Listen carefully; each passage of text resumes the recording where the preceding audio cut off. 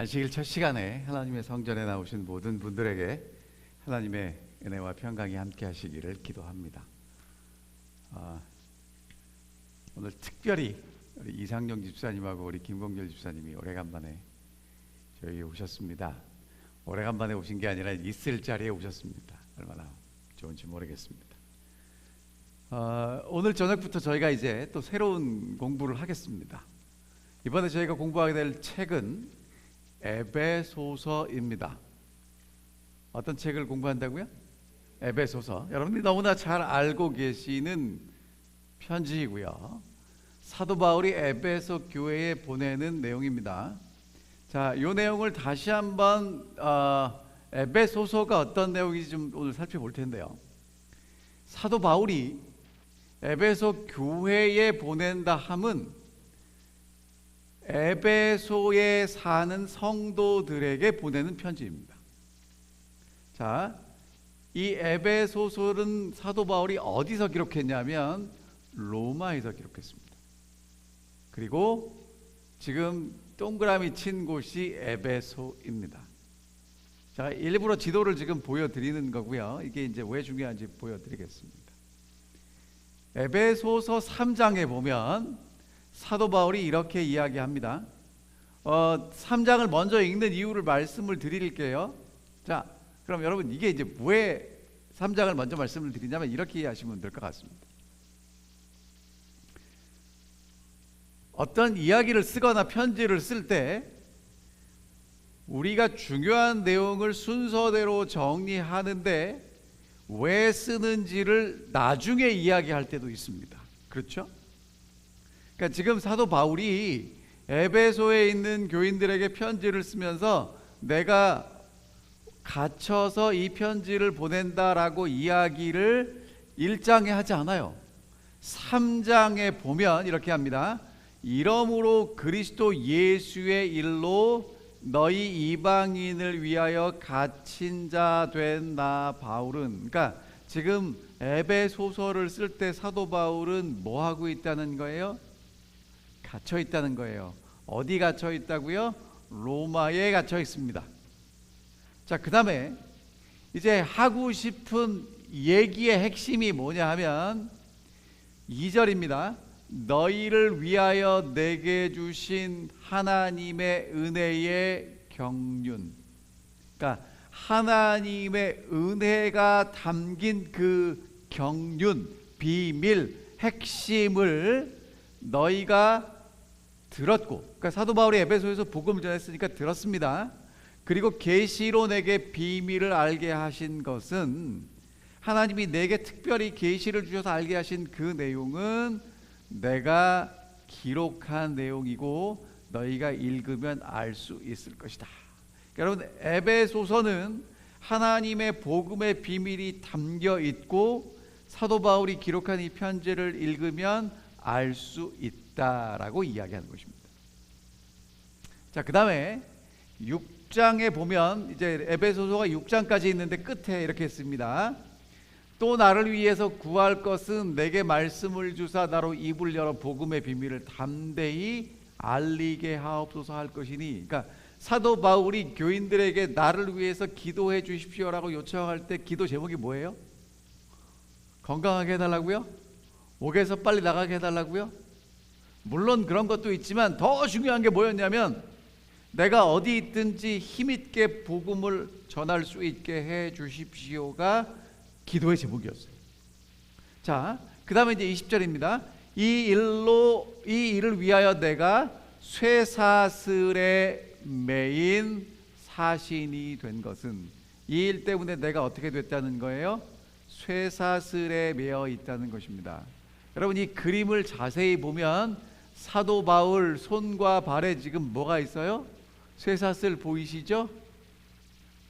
자, 그 다음에 이 에베소서는요, 옛날의 편지는 여러분 기억나시죠? 옛날의 편지는 어떻게 기록하셨어요? 손으로 써서 우체국에 요즘도 그렇죠. 우체국에 가서 붙이면 누군가 전달해 주잖아요. 근데 옛날에는 사람이 직접 가지고 갔어요. 그러니까 이 에베소서는, 자 다시요, 로마에서 바울이 기록한 그 편지를 누가 들고 갔냐 하면 에베소까지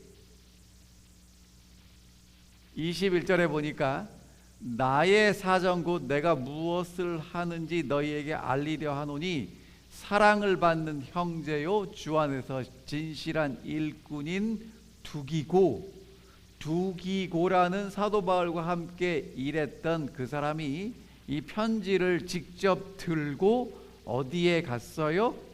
에베소에 갔어요. 그리고 전달했습니다. 자, 그러면 여러분, 사도 바울이 옥에서 에베소서를 왜 기록하게 되었을까요? 요즘은 여러분, 요즘 편지 쓰는 거 쉽습니까? 어렵습니까? 쉽죠? 요즘은 편지도 안 쓰죠. 뭐 하십니까? 이 텍스트 메시지 하시죠, 그렇죠? 그러면 다 뜻이 전달된단 말이에요. 근데 여러분, 옛날에는 텍스트 메시지를 어떻게 보냈냐 하면 종이에다 했는데, 옛날에 종이는 비싸요. 왜냐하면 양 가죽을 가지고 종이를 만들었습니다. 그래서 그 종이가 되게 비싸요. 그 다음에 여러분, 글을 읽고 쓰는 것은 굉장히 공부를 많이 한 사람만 할 수 있는 거예요.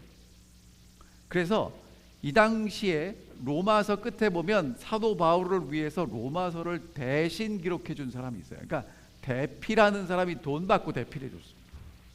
그러니까 에베소서를 기록한다 함은 그 비싼 종이에다가 특별한 내용을 함축적으로 적어서 사람을 시켜서 전달해야 되기 때문에, 쉽게 말하면 돈이 많이 드는 엄청난 작업이에요.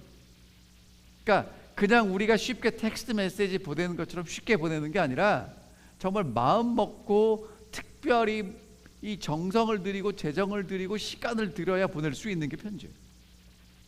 자, 그러면 에베소서를 기록한 배경이 뭐냐면, 지금 사도 바울이 어디 갇혔어요? 로마 감옥에.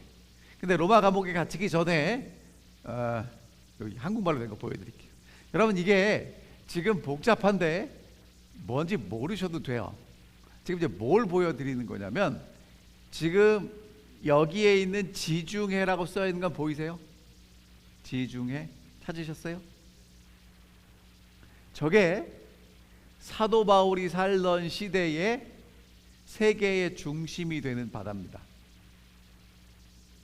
그리고 그 중심이 되는 도시가 어디였냐면, 여러분들이 보시기에 이쪽 끝에 있는 로마 보이세요? 로마? 거기가 중심이에요.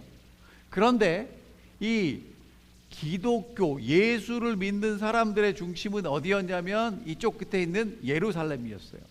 예루살렘에서부터 유대와 사마리아와 땅끝까지 복음이 전파되는데, 그 복음 전파의 핵심이 되는 도시가 어디였냐면 예루살렘에서 쭉 올라가면 안티옥이라는 도시가 있습니다. 안티옥에서 바나바와 사도 바울을 이제 1차 선교여행을 보내고 2차 선교여행을 보내고 3차 선교여행을 보내면서, 여러분이 보시는 대로 파란색은 1차 선교여행, 빨간 그 다음에 2차 선교여행이 무슨 색이냐? 주황색이네요. 2차 선교여행이 초록색, 3차 선교여행이 그 다음에 이제 주황색. 그러면서 사도 바울이 그 당시에 사도 바울이 아는 아시아와 그리고 갈라디아 지역과 바다 건너 그 마게도니아 지역과 아테네가 있고 고린도가 있는 지역까지 다 복음을 전했단 말이에요.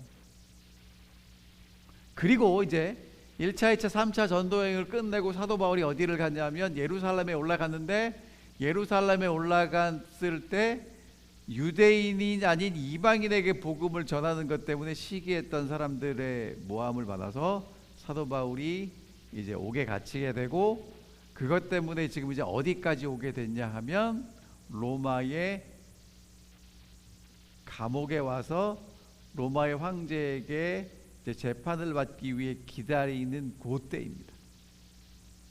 자, 그때 이제 사도 바울이 누구를 만나게 되냐 하면 도망간 노예를 만나게 됩니다. 이 당시는 여러분이 아시는 대로 주인이 있고 노예가 있죠? 여러분, 로마에는 노예가 많았을까요? 자유인이 많았을까요? 누가 많았을 것 같아요? 여러분, 이렇게 질문을 하는 거 보니까 누가 많아서 이런 질문을 하는 것 같아요. 노예가 훨씬 많았습니다. 근데 노예가 된 사람들이 노예되는 게 좋았을까요? 안 좋았을까요? 안 좋았죠. 그래서 도망가는 노예들이 있었어요. 근데 이 어떤 노예의 이름이 오네시모라는 노예인데, 이 노예가 도망을 가서 로마에 가서 누구를 만났냐 하면 사도 바울을 만나요. 근데 사도 바울이 오네시모라는 노예를 만나서 다시 복음을 전하고 이 노예가 예수를 믿게 됩니다. 근데 마침 이 오네시모의 전 주인, 그러니까 도망갔던 그 주인을 사도 바울이 잘 알아요. 그럼 여러분 같으면 어떻게 하시겠어요? 도망 나온 노예가 지금 나랑 있으면서 예수를 믿고 신실한 그리스도인이 됐는데 주인한테 모른다고 입을 쓱 닦아 버리시겠어요? 아니면 주인한테 뭐라고 한마디 하시겠어요? 어떻게 하시겠어요? 사도 바울이 어떻게 하냐면 이 주인한테 한마디 해요. 자, 근데 그 주인의 이름이 뭐냐 하면, 여러분 잘 아시는 주인의 이름이 누구냐면 빌레몬이라는 사람이에요. 그래가지고 사도 바울이 빌레몬이라는 사람한테 편지를 써가지고, 아까 이 편지를 누가 들고 갔다고 그랬죠? 두기고. 근데 두기고가 누구도 데려가냐면 오네시모도 데려가요. 와, 여러분이 굉장한 일이 벌어지는 겁니다. 그러니까 그 당시 노예는 주인의 소유물이기 때문에 주인이 마음대로 죽이고 살리고 할 수 있는 그런 상황에서 지금 사도 바울은 그러니까 복음으로 다시 하나님의 아들이 된 이 오네시모를 그의 전 주인인 빌레몬에게 보내면서, 이제 빌레몬서를 여러분 잘 읽어보면 노예 제도를 사도 바울이 없애자는 얘기하지 않아요. 그러나 무슨 얘기하냐면, 빌레몬 당신이 나한테 빚진 거 있지, 그거 갚는 셈 치고 이 사람 이제 나한테 다시 하나님 사업할 수 있게 보내달라고 얘기를 해요. 그러니까 그 결정은 누가 하는 겁니까? 바울이 하는 게 아니고 주인인 빌레몬이 하도록 그렇게 빌레몬에게 편지를 써서 두기고 편에 오네시모랑 같이 보냅니다. 그게 빌레몬서예요. 자, 근데 여러분, 제가 뭐라고 말씀드렸어요? 그 당시에 편지 한번 쓰려면 사람이, 그러니까 편지 쓰는 것도 힘들지만 사람이 직접 들고 간다고 말씀드렸죠. 그럼 여러분, 그 빌레몬이라는 이 장모님은 어느 교회 다녔을 것 같아요? 교회를 다녔을 거 아니에요? 어느 교회를 다녔냐 하면 골로새 교회를 다니셨어요. 그래서 사도 바울이 같이 편지를 하나 더 썼는데 그게 골로새서예요. 같이 쓰는 겁니다. 그러니까 원래 누구 때문에 편지를 썼어요? 오네시모 때문에 누구에게 썼어요? 빌레몬에게 편지를 썼는데, 이 빌레몬이라는 이 교회의 장로님은 어느 교회를 다녔다고요? 골로새 교회를 다녔기 때문에 편지를 한 통 더 써서 골로새 교회에도 편지를 썼어요. 근데 여러분, 이 골로새 지역이 어디냐 하면 이제 아까 3차 전도 여행 때 복음을 전했던 아시아 지역이에요. 그 아시아 지역의 제일 중심이 됐던 큰 교회가 어느 교회였냐 하면 에베소 교회였어요. 그래서 에베소 교회에도 편지를 보냅니다.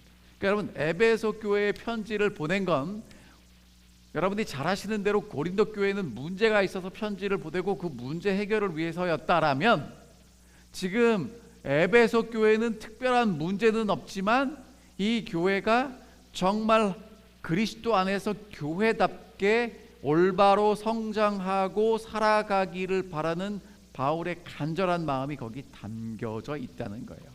그러니까 사실은 에베소 교회에 보내는 기별은 에베소 교회뿐만 아니라 어느 시대 어느 교회나 예수 안에서 그 교회가 바로 서고 성장하고 올바르게 가려면 이 에베소 교회에 보낸 기별이 무엇인지를 알고 따라가는 것이 필요하다는 것입니다. 자, 그리고 편지를 하나 더 써요. 어디에 쓰냐면, 자, 그래서 이제 두기교가 모든 일을 알게 할 거라고 이제 보냈고요. 그 다음에 한 통을 더 썼는데 그 편지는 사도 바울이 로마 감옥에 갇혔잖아요. 그때 이 빌립보 교회에서 에바브로디도라는 사람을 사도 바울에게 보내요. 가서 옥수발 들라고. 근데 여러분, 빌립보 하면 누가 생각나십니까? 자주장사 루디아. 여러분, 자주장사를 했다 함은 옛날에 자주색 옷은 누가 입었을까요? 왕족이나 귀족들이 입었죠. 그럼 그 사람들하고 자주색으로 옷에 물감을 들여서 옷을 만들고 팔았던 사람은 돈을 많이 벌었을까요? 적게 벌었을까요? 많이 벌었죠. 그래서 사도 바울의 선교 여행을 위해서 처음부터 끊임없이 기도하고 물질로 도왔던 교회가 어떤 교회냐면 이 빌립보 교회예요. 그러니까 사도 바울이 옥에 갇혔으니까 이 교회는 또다시 사람을 보내고 후원하는 일을 했어요. 그런데 이 에바브로디도가 아팠습니다. 죽도록 아팠습니다. 그러니까 빌립보 교회들이 걱정할까요, 안 할까요? 너무너무 걱정을 했는데 다행히 이 에바브로디도가 회복됐어요. 그래가지고 이제 사도 바울이 빌립보 교회에 편지를 보내는데 누구 편에 보내냐면 에바브로디도 편에 이제 빌립보에 편지를 보냅니다. 그래서 이렇게 사도 바울이 감옥에서 쓴 편지 4책을 뭐라고 불러요? 옥중서신. 자, 그럼 한번 정리해 볼게요. 옥중서신은 4권인데 뭐가 있어요? 첫 번째, 오네시모의 주인 누구에게 보냈어요? 빌레몬에게 보낸 빌레몬서. 빌레몬 장로님은 어느 교회 다녔다고요? 골로새 교회를 다녔기 때문에 골로새서. 근데 골로새는 저 지방에 있는 교회라면 중심에 있는 지역이 어디였냐면 에베소. 자, 그러면 여러분 이거 더 쉽게 설명드릴게요. 이 미국 동남부 지역, 플로리다도 포함되죠. 여기에 가장 큰 공항이 어디 있어요? 아틀란타. 그러니까 지금 소아시아의 가장 큰 교회가 어느 교회였어요? 에베소. 자, 그리고 또 한 건 어디예요? 빌립보까지. 그렇게 4권을 써서 이 4권의 편지를 사도 바울이 감옥에서 썼다고 옥중서신이라고 합니다. 자, 그러면 이제 이 에베소 교회와 바울은 어떤 관계가 있었는지 에베소 도시를 여러분 좀 말씀드릴게요. 1차 전도여행은 사도 바울이 가까운 곳을 갑니다. 그리고 2차 전도여행 때 사실은 사도 바울이 어디에 전도를 하기 원했냐면 이 소아시아 지역, 지금 터키 지역에 전도하기 원했는데 하나님의 성령이 막아가지고 이제 마케도니아, 이 유럽으로 넘어갔고요. 3차 전도 여행 때 어디서 복음을 전했냐면 에베소에서 복음을 전하게 됐습니다. 자, 그러니까 여러분 지금 이 지도를 보면 로마와 예루살렘이 양끝이라고 볼 때 에베소는 어디에 있어요? 배꼽 같은 데 있죠.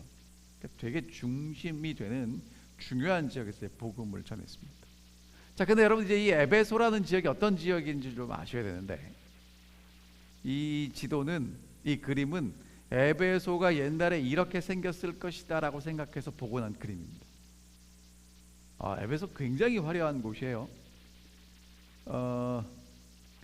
여러분 이게 지금 앰피티에러라고 하는 거라고 하더라고요. 이게 그리스나 로마에 있는 반원형의 야외 극장입니다. 무대가 저 밑에 있고요. 이 좌석이 한 25,000석 됐대요.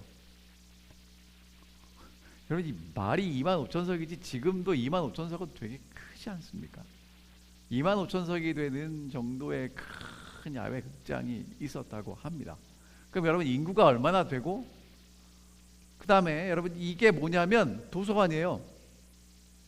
사람이 보이시죠? 여기 제가 일부러 사람 있는 사진을 갖고 왔는데, 저 사람이 저만한데 저렇게 큰 기둥을 1층도 아니고 2층, 3층으로 올렸다는 건 정말 대단하다는 얘기, 건축을 했다는 얘기예요. 그다음에 이게 여러분 이제 그 당시에 고고학자들이 복원해 놓은 에베소에 쭉 뻗은, 요즘으로 말하면 뭐라고 말씀드려요? 옛날에 신장로고 그랬죠. 이렇게 쭉 뻗은 길입니다. 여러분 바닥 보이세요? 여러분 지금 바닥에 뭘 깔아놨어요? 돌 깔아놨어요. 그러니까 지금 우리로 말하면 아스팔트 쫙 깔아놓은 거예요. 여러분 이 도시가 얼마나 발전했는지를 좀 보시라는 것입니다. 그 다음에 여러분 지금 이거는요, 그 건물을 했는데 그 건물을 그냥 만들지 않고 지금 뭐가 들어갔어요? 조각. 건축해 보신 분들 아시죠? 여러분 건축을 평평하게 할 때는, 직선으로 할 때는 시간도 빨리 들고 돈도 별로 안 드는데, 이걸 곡선으로 만들면 시간이 2배, 3배, 4배 들어갑니다. 저렇게 알치를 만들었다는 것, 돈이 어마어마하게 들어갔다는 거고요. 근데 알치에 지금 다 뭐가 있어요? 조각이 돼 있죠. 여러분 저것은 돈이 많이 들어갔다는 얘기예요. 아무나 저렇게 못합니다. 자, 지금 이제 아까 그 보여드렸던 그 광장이고요, 도서관입니다. 이게 지금 그 고고학자들이 발견해낸 이 에베소 도시가 이렇게 생겼을 거라고 생각하는 겁니다. 아고라 광장이 지금 이쪽에도 있고 저쪽에도 있고, 그 다음에 대극장이 있고, 거기에 이 사람들이 살아갔던 이 모든 집들과 도서관과 신전이 있는 그런 이제 굉장히 잘 조성된 도시가 보이고요. 자, 이 도시는 정치적으로 하면 이런 배경을 가지고 있답니다. 페르시아의 지배를 받다가 알렉산더가 등장하면서 해방을 시켰어요. 그리고 알렉산더 이후에 여러분 다니엘서 공부할 때 그 큰 뿔 이제 사라지고 4뿔이 났는데, 그 4뿔 중에 하나가 리시마쿠스였죠. 그 리시마쿠스라는 장군이 이 지역의 에베소를 굉장히 발전시켰답니다. 그런데 이제 로마가 등장하면서 주전 88년에 로마에 항거하는 대대적인 쿠데타가 일어나서 로마의 장군 실라가 이 에베소를 초토화시켰답니다. 그 다음에 다시 이제 어거스트 시저가 어거스트 시저죠. 율리어스 시저가 로마 황제가 됐을 때 다시 이 도시를 재건하면서 아시아 속주의 정치, 상업, 문화의 중심지로 만들었답니다. 그러니까 의도적으로 로마가 개발한 도시가 어떤 도시냐면 에베소예요. 종교적으로도 되게 중요했는데, 세계 7대 불가사의 중에 하나가 아데미 여신상이랍니다. 뭐 지금 남아있지는 않지만 그렇게 얘기했고, 특별히 이곳에서 이제 황제 숭배가 일어났는데, 나중에도 이제 사도 바울이 여기서 복음 전할 때 어떤 일이 있었냐면, 여기서 하는 일이 우상을 제조해서 팔았어요. 특별히 그 아데미 신전에 들어가면 어떠한 죄를 지은 사람도 다 그 안에서는 용서되는 그런 특별한 곳이었어요. 여러분 그 성경에도 어떠한 죄인도 가서 성소에 가서 뿔 잡으면 살려줬잖아요. 도피성 도망가면 살려준 것처럼, 이제 이 아데미 신전이 그래서 그 신전의 부적을 가지고 있으면 만사 형통한다고 믿었답니다. 그래서 우상을 만들어서 많이 팔았어요. 특별히 이 신전에는 이 고린도도 그렇지만 여사제가 많이 있었습니다. 여러분 여사제가 많이 있다는 얘기는 여사제는 어떻게 이해하시면 쉽냐 하면요, 올림픽 성화 받을 때 여러분 성화를 태양에서 받잖아요. 기억나시죠? 본 거? 그때 성화 받는 사람들이 남자예요, 여자예요? 여자들이 받아요. 그러니까 지금 이 아데미 신전에서 봉사했던 여사제들은 신한테 제사를 드릴 뿐만 아니라 신과 인간이 합의를 이루는 성적인 관계를 통해서도 그 제사에 참여한 일에 함께 했던 그런 사람들이에요. 굉장히 음란하게 그 신앙을 했던 그런 곳이 이 에베소이기도 합니다. 그 다음에 경제적인 관점에서는요, 이 게이터스 강의 하구에 위치한 이 항구 도시였고요. 그래서 이 서방으로 가는 모든 물건들이 다 이 에베소에 모였습니다. 그리고 아데미 신전이 컸고 많은 사람들이 거기 와서 예배를 드렸기 때문에 숙박업 또 위락시설이 굉장히 흥행했다고 합니다. 부족할 것이 없는 풍요로운 도시였고요. 대극장에는 25,000명 수용이 가능했답니다. 경기장도 있고 체육관도 있고 음악당도 있고 목욕탕도 있고 도서관도 있고 유흥업소도 있고. 제가 찾다 보니까 이런 얘기가 있었어요. 그 율리어스 시저 다음에 그 시저의 집정관이었던 안토니우스라는 사람이 있거든요. 이 사람이 클레오파트라고 결혼한 사람이에요. 그런데 클레오파트라를 위해서 에베소에 자주 와서 쇼핑했답니다. 뭘 샀냐면 보석도 사고 화장품도 샀대요. 그러니까 여러분, 에베소가 어떤 도시인지 알겠죠? 정말 잘 나갔던 그 도시에 하나님이 누구를 보내셨냐면 사도 바울을 보내셨어요. 그럼 여러분, 사도 바울은요, 이 에베소에 대한 어떤 마음을 가지고 있었냐면, 자, 사도 바울의 1차 전도여행은 아무 생각 없이 그냥 하나님의 성령이 보내시니까 가서 복음을 전했어요. 1차 전도여행을 하고 나서 잘 있나 보러 가자 하고 갔는데, 여러분이 잘 아시는 대로 1차 전도여행 때 바울과 바나바가 함께 갑니다. 그때 조력자로 누구를 데려갔냐면 마가를 데려가요. 근데 마가가 부잣집 아들내미라 가다가 힘들다고 집에 돌아갑니다. 그 다음에 이제 시간이 흐르고 바울과 바나바가 우리가 1차 전도여행 때 갔던 교회들 잘 있나 가서 보자 하고 가는데, 바나바는 누구를 데려가자고 얘기를 하냐면 마가를 데려가자고 그래요. 근데 바울은요, 여러분 여기서 우리가 성격을 알 수 있습니다. 좀 성격이 바나바보다 이렇게 좋지 못해요. 그래서 끝까지 안 데려가겠다고 싸워요. 그래가지고 바울과 바나바가 갈라섭니다. 그게 2차 전도여행이에요. 그래가지고 이제 2차 전도여행은 바나바는 따로 가고 바울은 실라를 데리고 따로 가서, 사실 사도 바울이 진짜 복음을 전하고 싶었던 곳은 에베소가 있는 아소아시아 지역이었어요.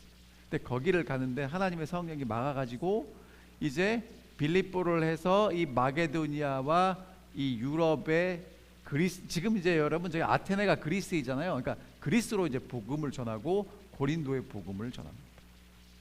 그리고 이제 고린도에서 복음을 전하면서 이제 사도 바울이 예루살렘으로 가기 전에 들렀던 곳이 에베소예요. 근데 에베소에 들을 때 고린도에서 같이 복음을 전했던 사도 바울의 복음 파트너가 누구냐면 브리스길라하고 아굴라예요. 이 브리스길라하고 아굴라를 어디다가 떨어뜨려 놓냐면 에베소에 떨어뜨려 놔요. 니네 여기서 미리 준비해라. 그러면서 브리스길라와 아굴라가 누구를 만나냐면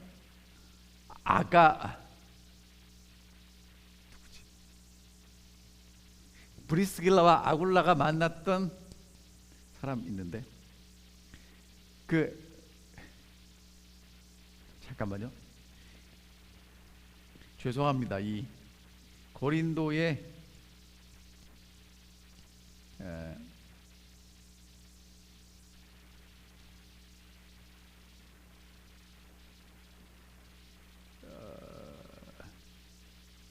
아볼로, 맞아요. 아볼로. 이제 틀릴까봐. 그러니까 아볼로가 브리스길라와 아굴라에게 성경을 배워가지고 이제 고린도에 가서 다시 예수 그리스도를 힘있게 전하는 그런 일이 있었습니다. 자, 그래서 이제 이 에베소는 사도 바울에게 계속해서 저기 가서 복음을 전해야지 했었는데 1차 전도여행도 못하고 2차도 못하고 이제 드디어 3차 때 사도 바울이 이제 에베소에 가서 복음을 전해요. 3차 때 복음을 전하는데 회당에서 3개월 하나님 복음을 가르칩니다. 사람들이 복음을 확 듣고 이제 예수 그리스도께로 와요. 그거를 본 유대인들이 회방을 놓습니다.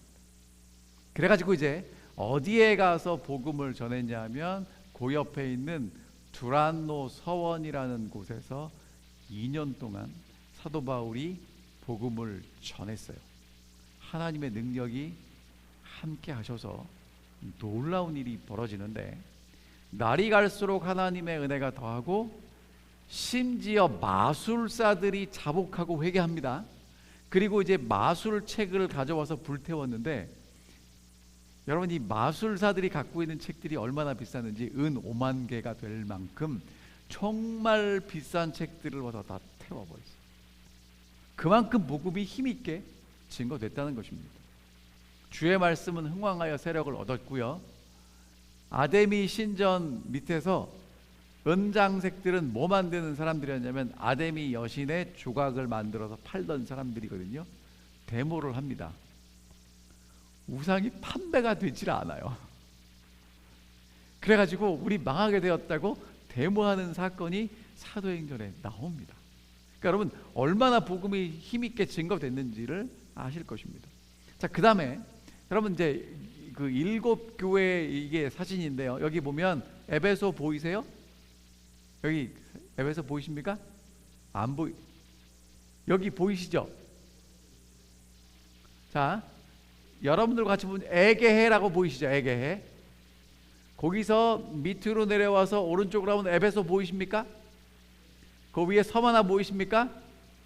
버가모, 두아디라, 사데, 빌라델비아, 라우디게아 보이시죠? 다 보이시죠? 그리고 라우디게아에서 더 옆으로 가면 거기가 골로새예요.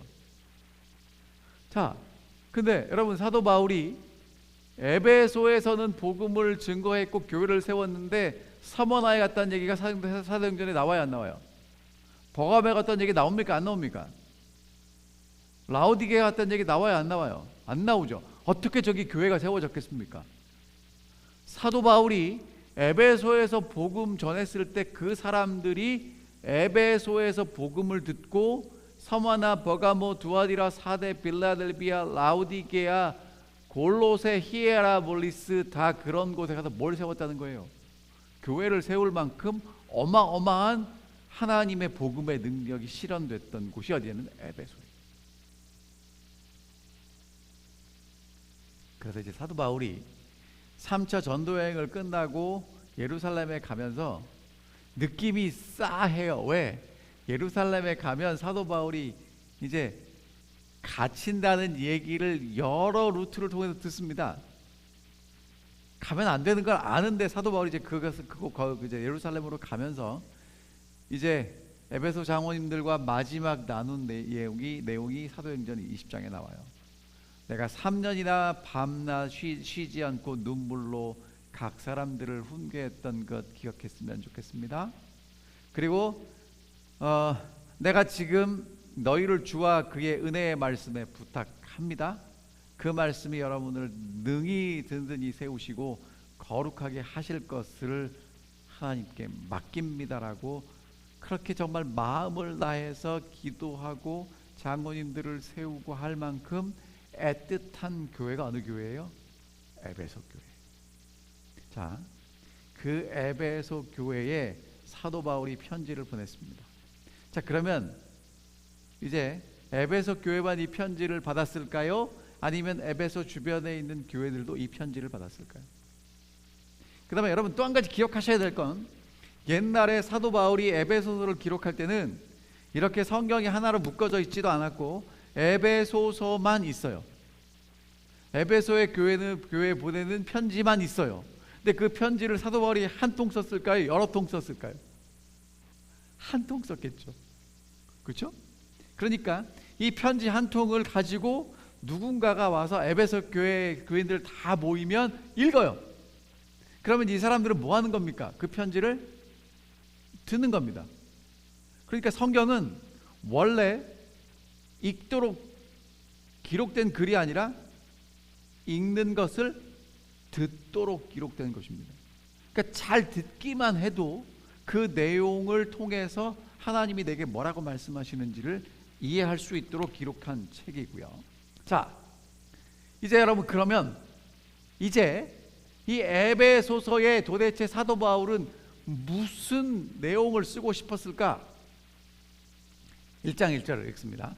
하나님의 뜻으로 말미암아 그리스도 예수의 사도된 바울은 에베소에 있는 성도들과 그리스도 예수 안에서 신실한 자들에게 편지한다. 여러분, 사도 바울이 무슨 얘기를 하고 싶었을까요? 사도 바울은 오늘 우리에게 편지를 한다면 무슨 얘기를 하고 싶을까요? 무슨 얘기를 한다고요? 2절, 너희를 위하여 내게 주신 하나님의 그 은혜의 경륜,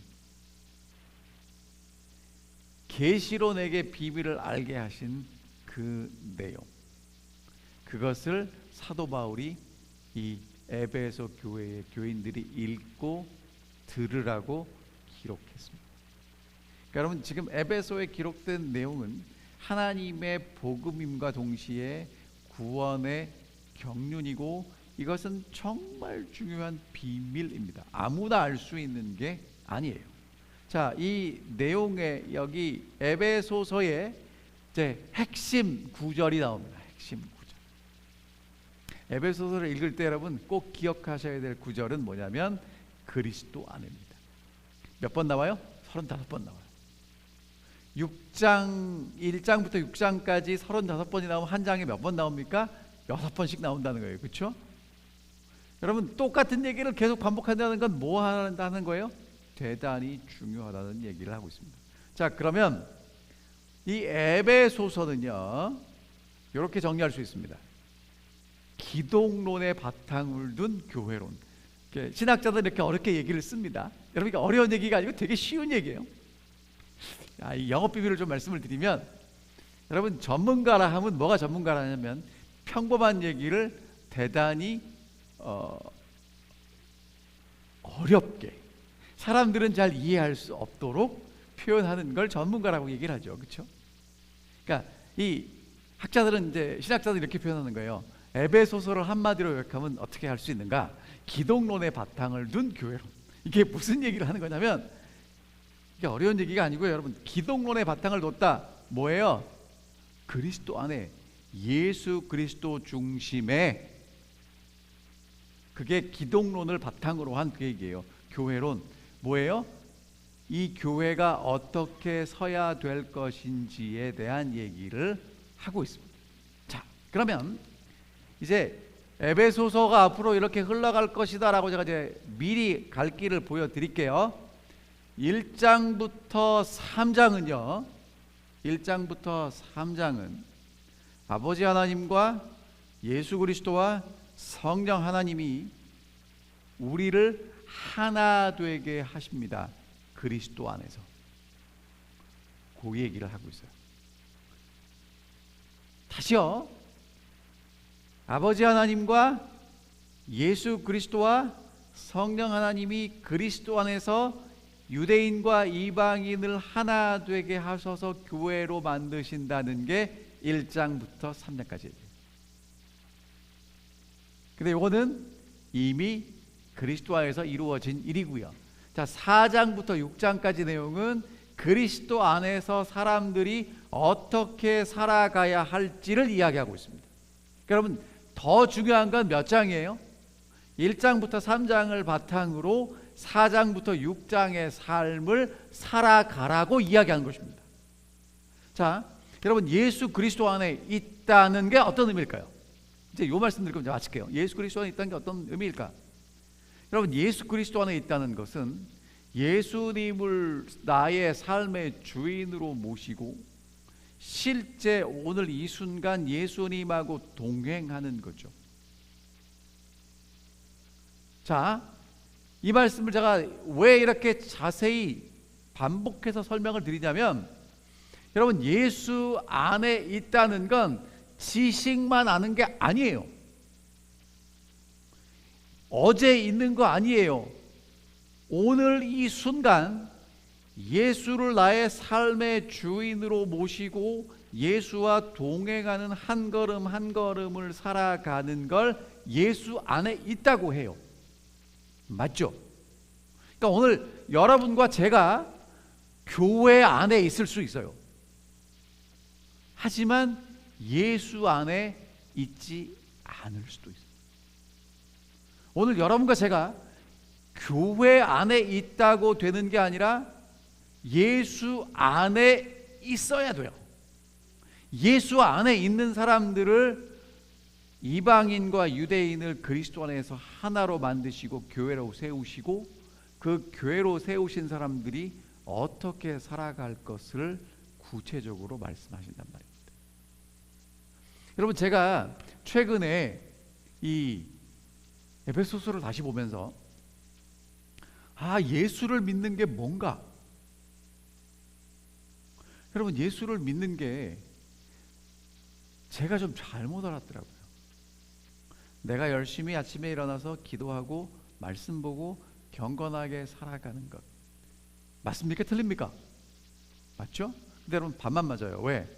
지금 사도 바울이 에베소 교회에 보내는 그 예수 안에 살아가는 삶은요, 나 혼자 살아가는 게 아니라 이제 앞으로 계속 반복할 거니까요, 그리스도 안에서 예수 그리스도가 머리고 우리는 지체이고, 예수 그리스도가 모퉁이 되고 우리는 그 위에 함께 지어져가는 성전이 되는 것이다라고 말씀하십니다. 그러니까 혼자 믿는 게 아니라 함께 믿는 거예요. 그러니까 여러분, 정말 예수를 잘 믿으려면 저 혼자 믿는 게 아니고 저하고 여러분들하고 같이 믿어야 돼요. 그러니까 혹시라도 우리 올랜도 중앙교회 성도님 중에는 그런 분이 안 계시겠지만, 혹시라도 나 혼자 예수 잘 믿겠다고 어디로 가시겠다 하는 분, 여러분 가지 마세요. 혼자서 믿는 거 아니에요. 같이 믿는 겁니다. 여러분, 제 얘기가 아니고 이제 나올 거예요. 메시가 나올 거예요. 함께 믿는 겁니다. 자, 그 다음에 그렇게 예수 안에서 하나 된 이 공동체가 그런 생각만 가지고 우리가 그렇구나만 알고 끝나는 게 아니라 함께 살아가야 된다는 거예요. 같이 살아가는 게 살아있는 공동체고 교회라고 말씀하시고, 그게 진짜 예수 믿는 거라고 말씀하시는 거예요. 그러니까 여러분 있죠, 예수 잘 믿으려면 혼자 믿는 게 아니라 같이 잘 믿어야 돼요. 같이. 왜냐? 여러분, 천국 가서 나 혼자 삽니까? 우리가 같이 삽니까? 같이 살 거죠. 여기서부터 같이 잘 살아야 된다는 말입니다. 자, 그래서 이제 오늘 에베소서의 서론을 이제 이렇게 좀 정리를 합니다. 여러분, 이제 뭘 기억하셔야 되냐면, 사도 바울이 에베소 교회에 보낸 편지인데, 그 편지는 복음이 무엇이고 그리스도 안에서 복음이 어떻게 이루어지고 어떻게 우리가 살아가야 되는지를 구체적으로 사도 바울이 정말 논리적으로 자세히 기록해 놓은 책이 에베소서입니다. 어쩌면 정말 예수를 더 잘 믿기를 원하는 우리 올랜도 중앙교회 성도님들이 한번 읽고 깊이 묵상하고 그 말씀을 내 삶에 적용해야 되는 그런 말씀이 아닐까 싶습니다. 여러분, 6장까지밖에 없거든요. 맘먹고 읽으면 30분이면 다 읽으세요. 좀 자주 읽어주셨으면 좋겠습니다. 저희가 이제 몇 시간 할지 저도 잘 모르겠어요. 뭐 빨리 끝날 수도 있고 천천히 갈 수도 있는데, 하여튼 제가 알 수 있는 최대한 그 내용들을 정리해서 여러분들하고 같이 나누겠습니다. 여러분, 어려운 거 없습니다. 성경에 있는 말씀 제가 그대로 드릴 거고요. 하지만 조금이라도 도움이 된다면 제가 좀 여러분들을 잘 이해할 수 있도록 도와드리려고 합니다. 자주 읽으시면 여러분 거기서 그리스도 안에가 얼마나 많이 나왔는지, 사도 바울이 무슨 얘기를 하고 싶은 건지 분명히 아실 수 있을 것입니다. 그리고 이것을 통해서 다시 한번 여러분과 제가 정말 그리스도 안에 굳게 서서 하나님의 교회가 되고 함께 살아가는 그런 공동체가 되는 놀라운 은혜와 축복을 누릴 수 있게 되지 않을까 싶습니다.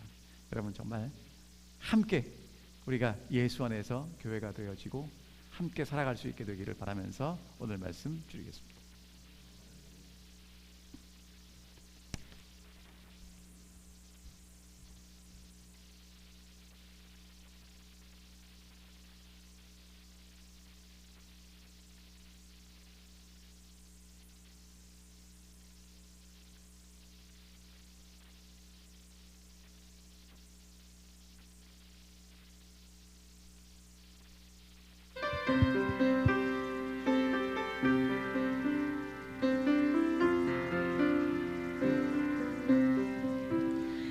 스스로 나의 구주 삼고 성령과 피로써 거듭나니 뜬 세상 사는 내 영혼이 하늘의 영광 누리도다. 이것은 나의 간증이요 이것은 나의 찬송일세.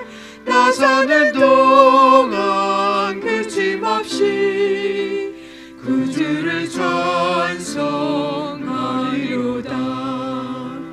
온전히 주께 몸 바치니 기쁨과 즐거움 한량없네.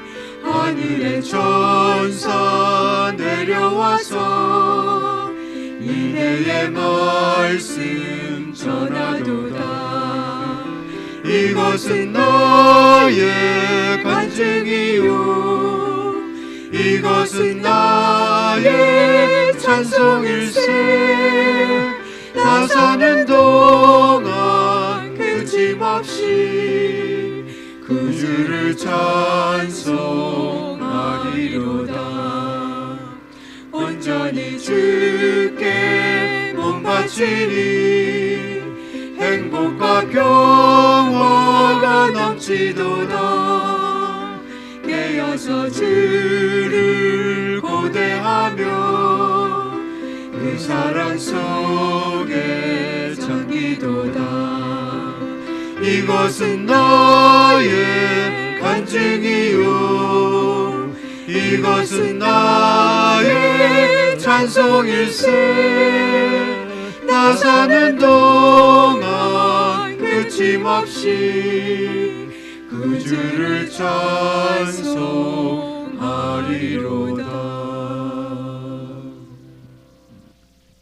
하늘에 계신 아버지, 저희가 다시 한번 예수 그리스도 안에서 복음을 듣고 하나님의 교회로 세워질 수 있는 이 놀라운 진리를 듣게 해주셔서 감사합니다. 그리고 이제 사도 바울이 에베소에 기록한 그 편지의 내용처럼 저희도 예수 안에서 함께 살아가는 공동체가 될 수 있도록 도와주시옵소서. 주님께서 이 땅에 오실 때 정말 예수님을 사랑하는 우리 올랜도 성도님들 다 그 자리에 설 수 있도록 은혜를 베풀어 주시고 저희가 그렇게 서로 사랑하고 살아갈 수 있도록 축복해 주시기를 예수님의 이름으로 간절히 기도하옵나이다. 아멘.